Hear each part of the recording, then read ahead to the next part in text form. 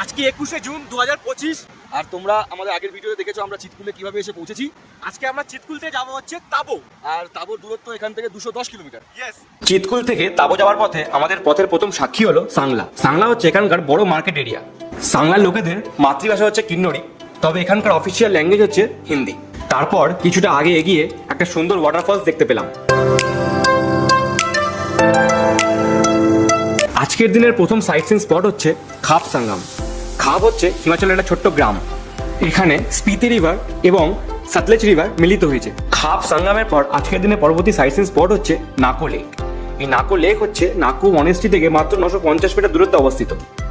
ছোট্ট পাহাড়ি গ্রামের মধ্যে থেকে নাকো লেক যাওয়ার রাস্তাটা খুবই সুন্দর বন্ধুরা। এই নাকো লেক লম্বায় হচ্ছে 500 মিটার এবং চওড়ায় 200 মিটার।